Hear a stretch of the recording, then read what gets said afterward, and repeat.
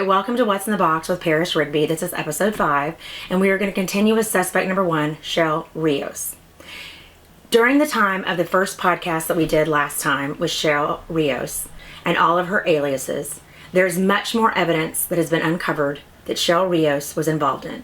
For a long time, I knew that there were so many moving parts that had to do with this situation because it lasted for over a decade.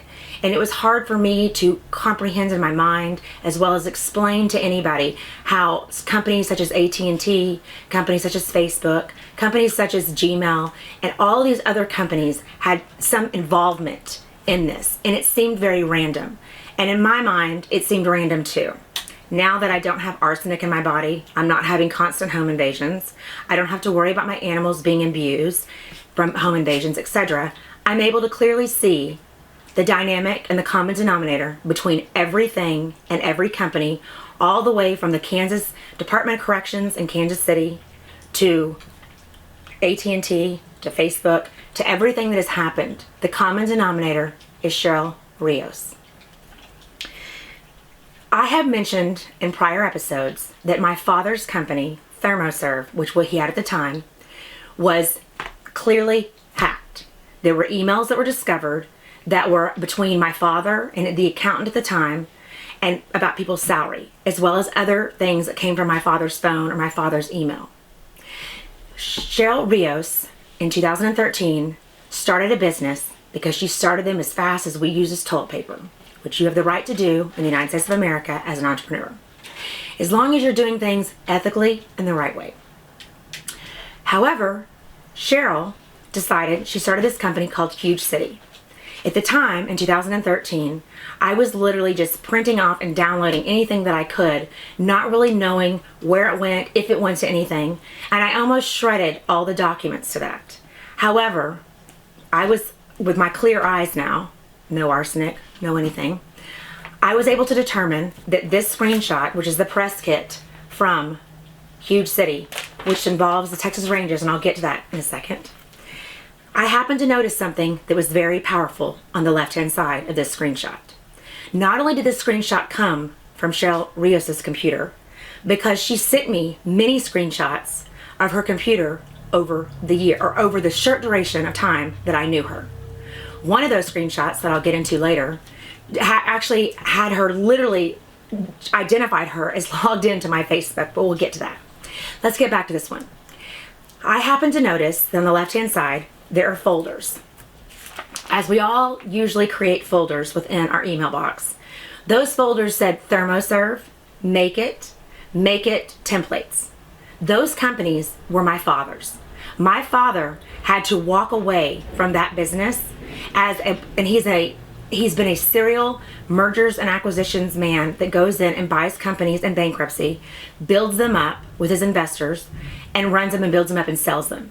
This is the first company he had to walk away from. Nobody could explain why there was a drop in sales. Nobody could explain why their database was hacked. And I said many times over the years that it was tied to this based on some print-offs that we had done from a USB. And I mentioned that in the previous podcast where a guy named Pete, who was in security, explained to me that when somebody's siphoning data from your computer, easily data from their computer can be put onto yours. And or it was purposely put onto my USB to make it look like I did something wrong. I am not perfect, but I can tell you one thing. Even as mad and frustrated and irritated, and I've gotten really mad over this situation over a decade, the abuse that I've endured, everything. But I have never once done anything that was unethical or even retaliating. Not even on the maddest days that I got. However, this proves my theory that I've had all these years. Cheryl Rios got into my father's information, and those emails that were found were clearly something that she siphoned. Whether she siphoned it herself or whether she had one of her minions do it, which you'll learn about the minions and the ties, because everything in this room, as I mentioned, is all tied to her. I told my father that this past weekend, and I explained to him, and my father is still 74 and working man. And it's a lot for him to comprehend. But I will tell you that anything that comes out of my mouth, there's evidence to prove it. So let's get to Huge City. Huge City, from what I understood, was something that Cheryl started. And it was a database type program that you went in and you typed in what was coming up that weekend. One of her quote unquote clients was the Texas Rangers. In 2013, suspect number two's husband now, Rich Emberlin, who Rich has no ties to this, no involvement at all, other than he's a victim of Cheryl Rios. He went to a Rangers game in 2013. He walked in like everybody else does, and he handed his tickets, the tickets that he was given by Cheryl Rios. As soon as he walked in, the man behind the ticket man grabbed him, and from what I understood, did the frisk situation. Well, of course, Rich went into, hey, I'm SWAT, like, what are you doing? These tickets were given to me, yada, yada. Evidently, those tickets were bogus. They were emulated, spoofed, whatever you want to call it. I don't know what the technical word is for bogus tickets. That was one of Cheryl's clients. So I ask, did the Texas Rangers lose a lot of money that year? Because all the other siphoning, stealing, this is only my opinion. And in the United States of America, we're allowed our opinion. It's freedom of speech. It is of my opinion that Cheryl Rios is probably, by the time we're done, going to be known as the biggest con in American history. I don't watch American Greed very often, but I can tell you that I happen to know some of the, unfortunately, through the social world, know some of those cons that are in prison right now. And I think she makes everybody look like Ronald McDonald when we're done. And the ties that she has to everything. So there was that situation with Huge City. I also knew over the years that Cheryl was logging into my accounts, my father's, Robin, Ross, Peterson, Townsley's, Tim Vasquez, Fred Robinson, my mother's, etc. She used a vast variety of Wi-Fi services, servers, etc., and IPs. And as I mentioned in the previous podcast, I tied everything in this room together by IP addresses. Not with my spreadsheets on the computer, because I don't use computers very often, because, Cheryl and her minions know how to siphon things very quickly through a recent host list. A recent host meaning the IPs that were siphoning the information from my computers, and they left all of their traces. And yes, I've been able to document every single one of those IPs to Cheryl Rios and the other suspects and the other suspect companies, because during the duration of these years, Cheryl, I don't know if it was blackmail, like what I feel like she tried to do to me originally, or however she roped in her other minions, but I can tell you, when I have a list of suspects, it's not something that I just pulled out of the air. I can tie every single one of those suspects, and most of them, or some of them, are alias names too, to Cheryl Rios. Therefore, Cheryl, during the duration of these years, used many IP addresses, as I stated. However, in 2013, I dumped everything I had, including the cell phone that I had on me. I didn't even have a backup at the time, into a box. And I sent that to a quote-unquote crime lab in Houston, Texas. I decided to send it outside of Dallas at the time, because at the time, I didn't know who all was involved and not involved. But I wasn't feeling very secure about what was going on within Dallas. And at the time, I had no proof, like I do now, of the amount of fingers and webs that Cheryl Rios is tied to. Whether it's through blackmail, whether it's through manipulation, whatever the scheme is, because I feel like that everybody was involved under a false pretense, or maybe they were compensated. I don't know. But some of them I can tie to it. When I sent those items to the crime lab, my attorney at the time got very upset with me, because I paid to have those documents, my devices, my phone, everything sent. And I took a whole USB, and that USB was almost full of all of these IP addresses, not just the one that I'm about to tell you, that belonged to Cheryl Rios. And I had proof from email message headers, which I think I explained in the podcast previous, that, oh, by the way, that when you have an email that comes to you, you can do a right click and you can read the message header. It may look like a foreign language to most of you. However, I trained my brain to read IPs and to do open source trace routes on them. Therefore, I got my butt chewed by my attorney because it was overnighted. But as you will learn later on in this podcast, the amount of mail fraud that I dealt with. Because my package that I sent to the Houston Crime Lab, it disappeared for 2 days. My attorney at the time, now I'm not blaming him, he's a wonderful person, but he had a lot going on in his personal life, and he was being nice enough to help me with this situation, because what was happening to me, mine was much greater, but happened to him in his previous law practice. Therefore, when I overnighted that and I got my little number, it disappeared. So it is of my belief, now I have the proof that it was mail fraud and that the package disappeared. But nobody knows where it went. At that time, I was not familiar that the United States... No, go back. At that time. At that time, I was not aware, and maybe call me Pollyanna, but I didn't realize the amount of technology manipulation and that the United States Postal Service was stalking me as well. There's an employee that worked at the United States Postal Service. We'll get into that later. However, I was unfamiliar with mail fraud because I do believe in the systems, the bureaus that are involved with the United States of America. However, at that time, I didn't know that I was taking my package to a mail drop center and paying for it to be overnighted at one of the hub centers for the center of this mail fraud you will learn about. Therefore, by the time that I got the report back from the Houston Crime Lab, they only identified one IP address as belonging to Cheryl Rios.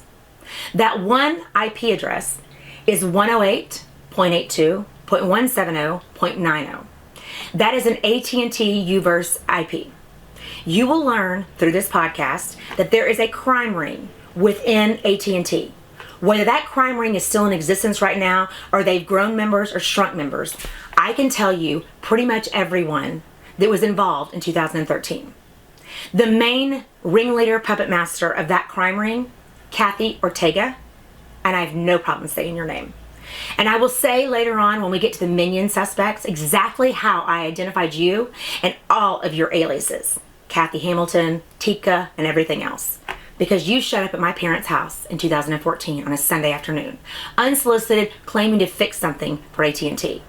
I can promise you that AT&T did not know about that and do not send their employees out on a Sunday afternoon. But I was just smart enough to take a screenshot of the phone and had you call from your phone to the landline. Because you think you're one-upping me? No. Therefore, you will learn as we move on with this podcast, because I will explain to you how Cheryl Rios is tied to every single suspect company, minion, whatever you want to call it. Therefore, going back to the Houston Crime Lab, even though they had documentation, and I mean, if you know me, you know I'm extremely organized. Granted, during the time of evidence review, I was a little disheveled because trauma. The trauma that I've endured is something that I would not wish on anybody. However, I trained my own brain. So the IP address 108.82.170.90 is the one IP address that they came back and they identified. It is of my belief that Cheryl Rios allowed that to be identified, even though my stuff disappeared. So I don't know if my stuff really, when it disappeared, if it was erased from the USB that they got, because it was very detailed, because I made copies of it. And I gave a copy of that USB to the attorney at the time, kept one for myself, and I gave it to a trusted source who is also a victim. He and his wife, a victim, had to move out of Dallas, Texas because of Cheryl Rios and suspect number 2. However, they came back with that, and is that my opinion that she allowed that IP to be okayed and identified, because my family paid money to this crime lab. However, I figured at the time, because it belonged to AT&T and her ties to Kathy Ortega, the puppet master within AT&T, who I think has more phone numbers than Cheryl Rios. However, I believe that she was probably going to change that at some time. But I had already collected mounds of evidence of that IP address being logged into my Facebooks, my mother's Facebooks, my father's, Robin Townsley's email address, my email address, and tons of other things. So whatever the plan that I thought that maybe she had, it didn't work out. So therefore, I'm going to go to the identity theft. There was lots of identity theft that occurred in my name. In fact, at this point, I'm actually shocked because I've had ex-boyfriends that can't spell my name correctly, but this identity theft was on steroids. And it was everything from constant contacts to email accounts, that, even iCloud accounts. Oh, Apple. Wait till I get to Apple. Because I can prove that one of the suspects that, oh, by the way, Cheryl Rios is tied to, he's like become his own puppet master. We'll get to him. But he's very tied to the iCloud, to Apple. And I can probably name you the other minion suspect who I believe, based on the evidence, is the one behind some of the Apple hacks that happened within the iCloud accounts that were mysteriously set up, etc. But we'll get to that when we get to the other suspects. There was a Constant Contacts account set up. And it was set up, and I believe, and I will say this, that there are many ways that Cheryl Rios and her minions tried to make it appear as though Parris Rigby, myself, made bad choices and did things nefariously. I'm going to say again, I'm not perfect, but I have not done one thing, nothing. And so their attempts to try and make things out like I did things, there was always that mystery email address, 108.82.170.90, that was tied to everything. I guess when you're a criminal and you're making bad choices, especially when you're sitting behind a computer, then you forget to look at what I would call fingerprints. Constant Contacts was something that I had one account years prior to in a previous business. That account was closed. It had been closed. And I have proof that Cheryl Rios set up the Constant Contacts account that was used to quote unquote register some of our, do some of our event fraud, our event tampering, our event manipulation. And because when she set that up, and you will learn, I can prove how she was in my emails, not just my Gmails, but in my adding to and my toprung.org. She was in every single one of those, and also getting copies of every single email. Because as I'm reviewing this evidence, some of it's 10 years old. Like I said, with no arsenic in my body, nobody's doing home invasions. I get in my car, and if I see something messed up, I have learned to train my brain to ignore it, because I'm not going into fight or flight mode again. During that, I can prove that Constant Contacts was set up in my name. Well, actually, it was Cheryl's name, but it was sent to me. And that was one of the forms of, as I stated earlier, that she used for the event fraud. Also, I mentioned in the last podcast about a bar, a restaurant, somebody that Cheryl worked with, that it was my understanding, and this is third-party information, so it may be incorrect, but I feel like it's right, that she was involved with on the PR and the marketing and yada, yada, yada, and there was a financial situation. I explained in the last podcast, his name was Richard, and that I was logged in on my Facebook at his account, and there were pictures of his stuff. Well, during my evidence review between the last podcast and this one, I found floor plans and maps and things that identified like your profit and loss sheets for this restaurant. Again, I have never stepped foot in this restaurant. I do know this owner because he lived in my building. 1400 Highline, Amley Design District. I term it Guantanamo Bay, Gitmo, as you will learn why.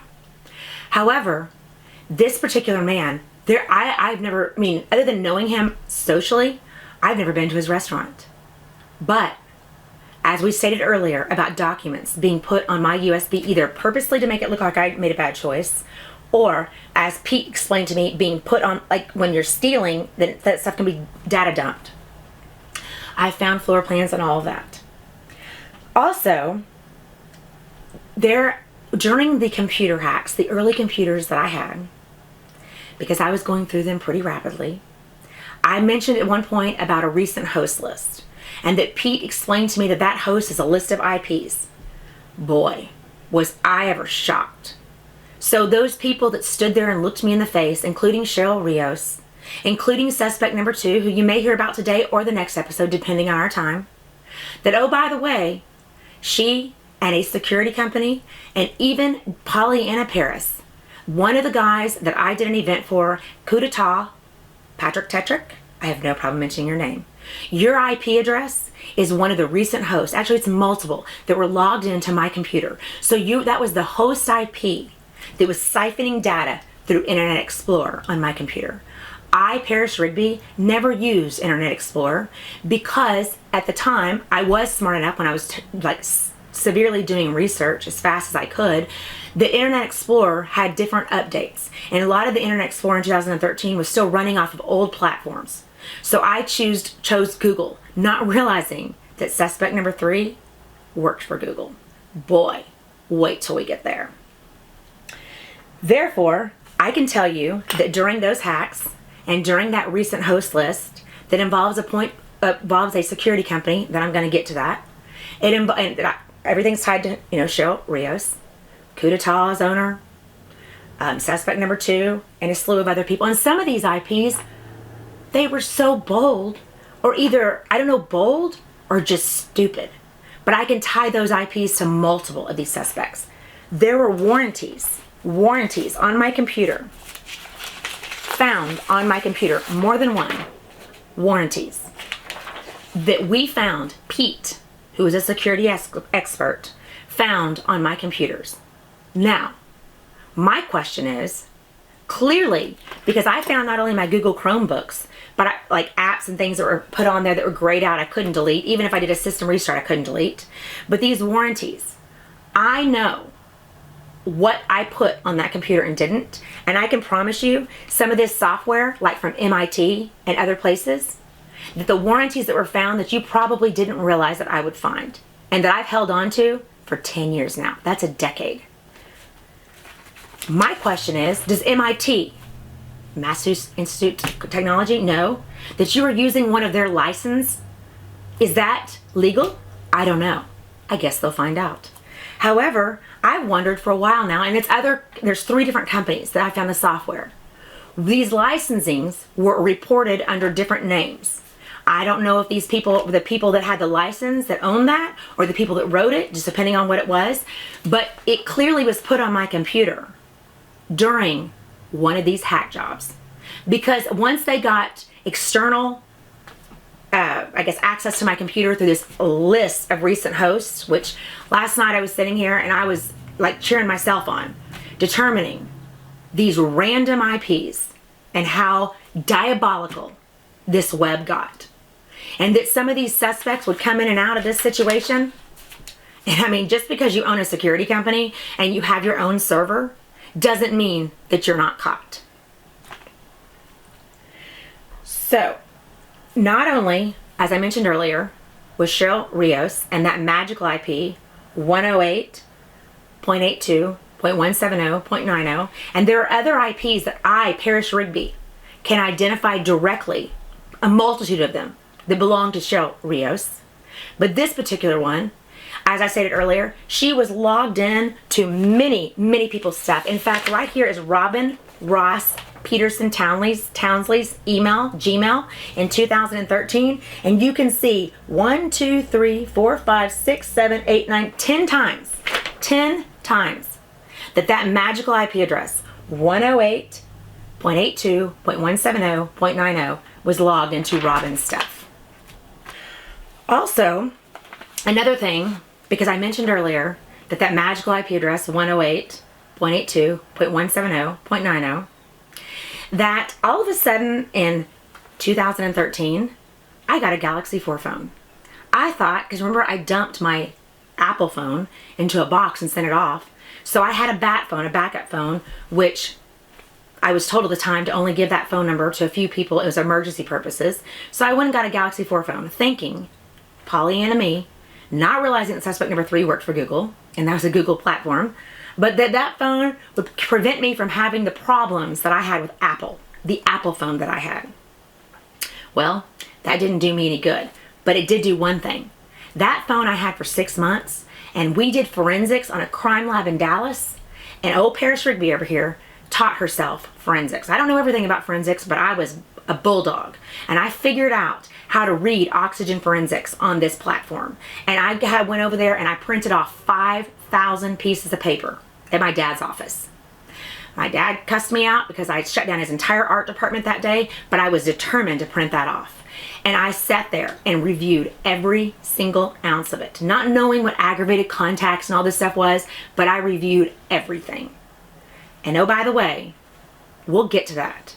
But that phone did me more good than anything because it identified so many moving parts, including all of a sudden, I started getting these weird text messages that they were arriving as emails. I know somehow, and even though I know I won't say everything about forensics, but I know how to write computer code and stuff. I do not know how to send a text message to an email. I'm sure it's very easy. My deceased friend, Conrad Kikuchi, used to do it all the time. But I don't run things through a computer. Some people do that as a VoIP. I just do things point blank the way it is, transparent. Even though I hate that word because a lot of politicians use it. It makes me want to gag.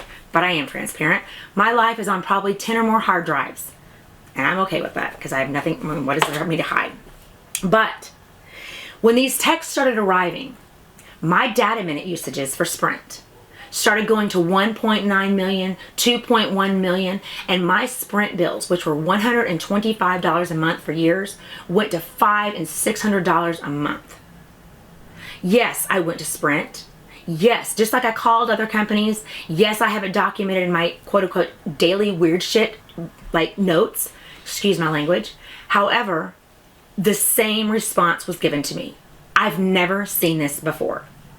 So, at the time, I was overwhelmed. You can imagine I was in the beginning of my trauma. This was pre-arsenic poisoning days. So, I just was printing stuff off. Well, during my evidence review, I realized that these 4 messages that arrived as emails, but they were text, that appeared as though Parris Rigby was not making a good choice on some way because it was my Galaxy 4 phone number. Well, guess what? Yes, on every single one of these, guess what? Cheryl Rios tried to do a router. So that she tried to, in my opinion, because when you use a router, a lot of times a router can be used to expand the bandwidth of your Wi-Fi, or it can be used as a masking source. As suspect number 2 explained to me that when I asked her if she had a router on her devices, because obviously one thing you're going to learn about Parris Rigby is if I ask you a question, I know the answer. I want to see what you're going to say to me. However, most people don't realize that I'm that smart, but think what you want. However, I knew that she was using a router. So there was a router placed in before this, and guess what?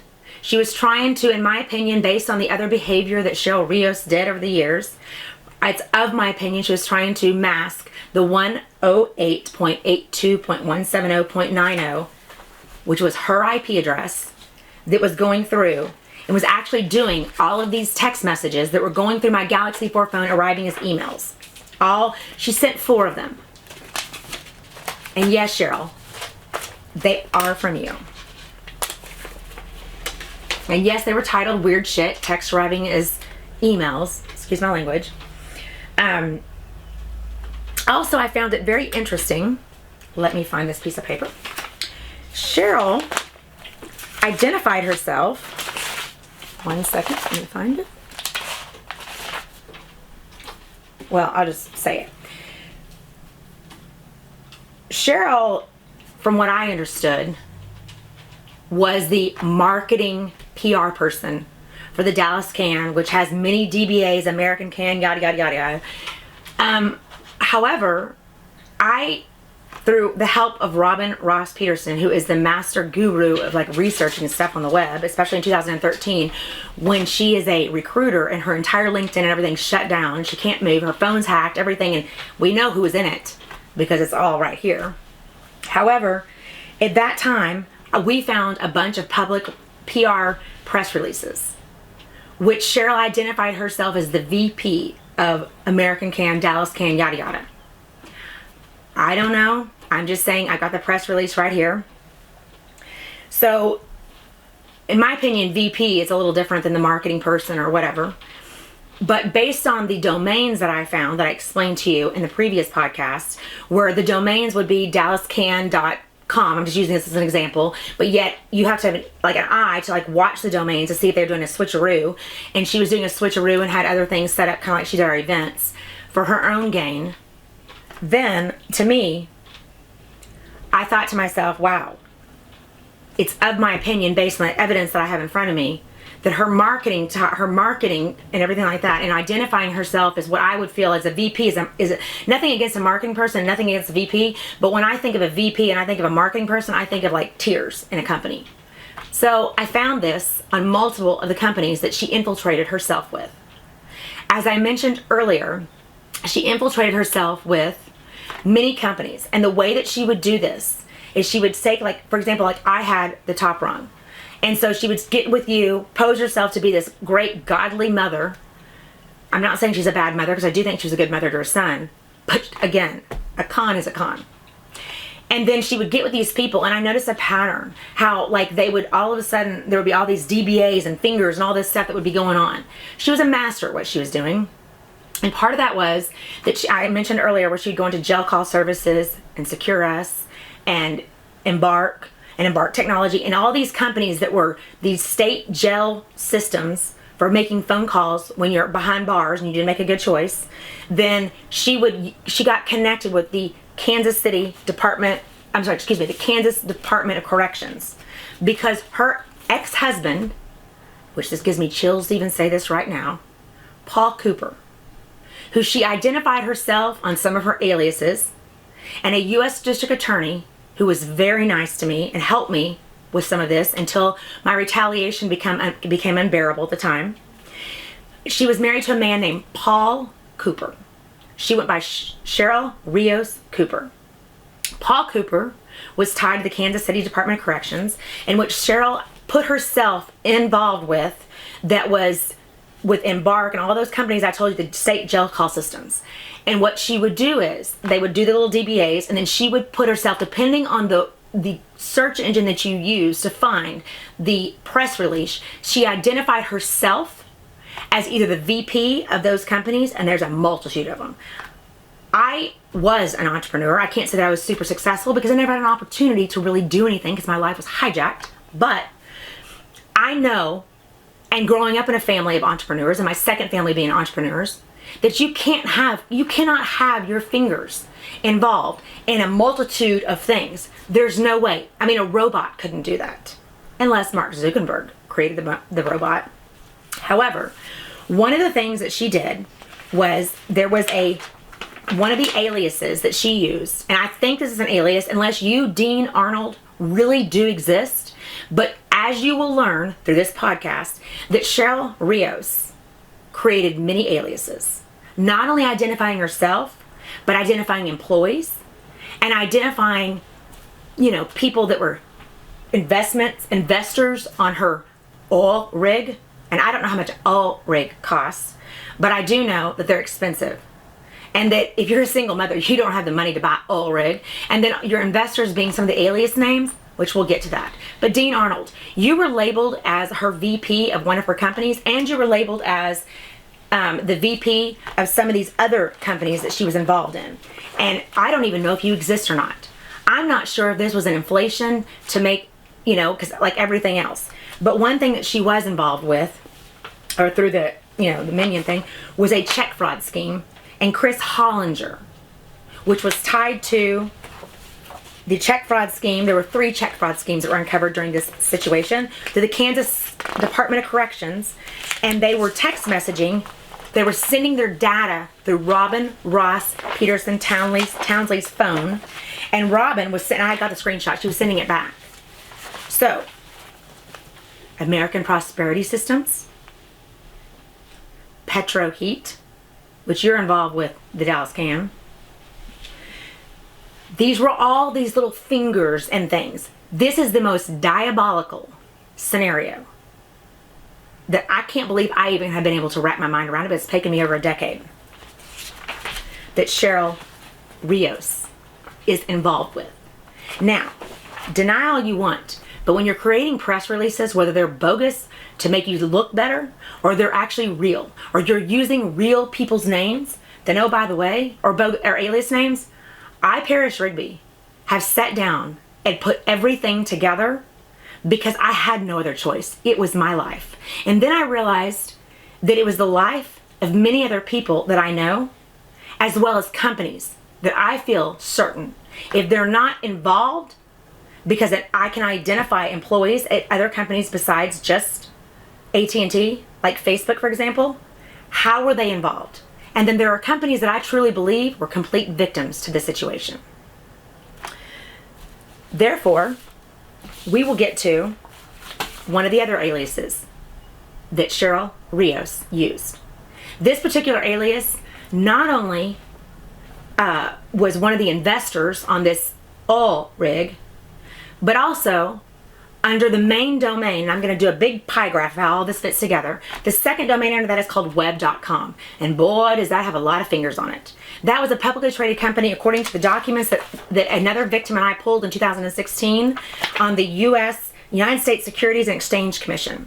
I've never invested on the stock market. I was given some investment or something from my grandmother. My ex-husband took that, but that doesn't matter. So I'm not familiar with the U.S. Stock Exchange, but I can tell you that what I was familiar with was the alias name, Kevin Carney. As I previously stated in the previous podcast, that Cheryl Rios and I, Pollyanna me, again, dumbest, hardest mistake I've ever learned, we started a business called Adding To. That business didn't last very long. I was the only one that complied to the rules that we set forth for us in this business. I was the only one that brought clients to the table.